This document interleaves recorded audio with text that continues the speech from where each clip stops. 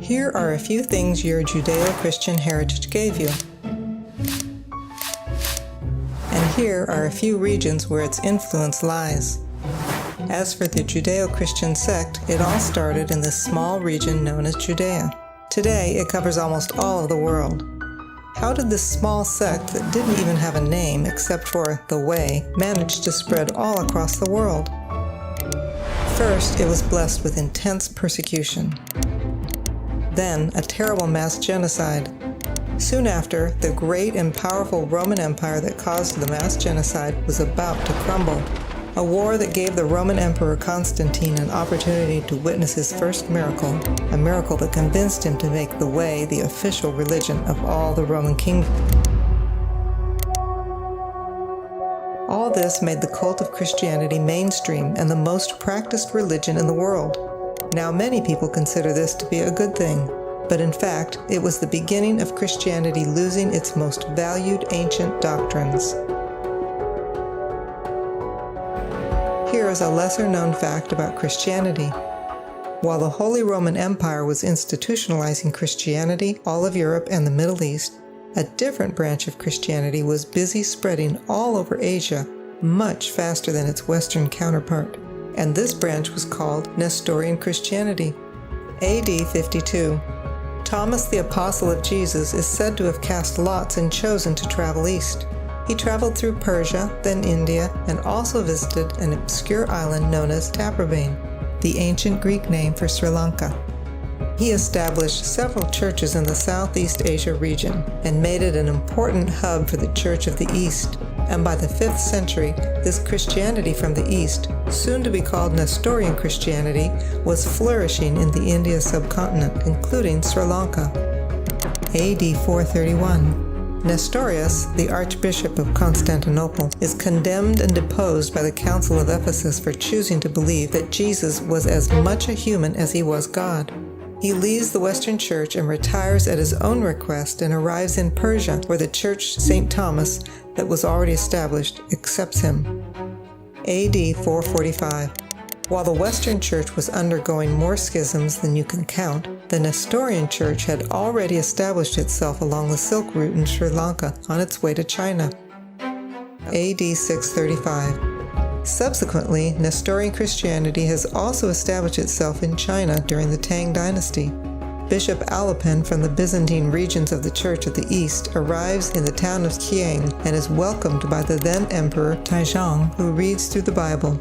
And he loves it. He promptly sends out a decree over all of China asking that the precepts of this new religion, which he called the Luminous Religion, or the Religion of Light, be translated to Chinese and be spread across all of China. 60 years pass and there are monasteries constructed in over 100 cities all across China. Archaeological surveys confirm that there were at least 3,000 monks working in Chinese Daos practicing this new religion of light in China. Sadly, this era was not to last. With China's borders threatened and the luminous religion's liberal religious traditions in shambles, Buddhist monks and perhaps Bishop Alopen's Latter-day followers encrypted their scrolls and other sacred texts, including the Jesus Sutras, and hid them in a freshly carved chamber amid the caves of the 1,000 Buddhas. One such encrypted text is believed to be the Chinese Taoist classic, The Secret of the Golden Flower, translated by Reverend Richard Wilhelm, who, with his friend, renowned psychologist Carl Jung, decrypted the passages and confirmed the strong Christian roots of the practices mentioned in it. They also concur, using multiple pieces of evidence, that the book contains teachings on mystical meditations with practical solutions for life's big questions that were encrypted because of persecution. Richard Wilhelm talks about the secret of the golden flower like this.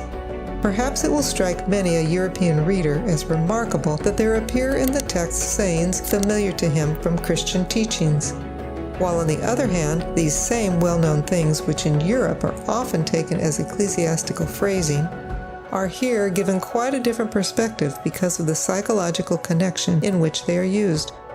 The unadulterated Nestorian doctrines present in the Jesus Sutras spoke of a method by which one could escape the karmic cycle, taking authority over one's emotions in order to better incarnate one's body.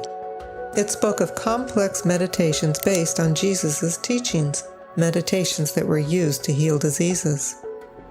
15th century AD.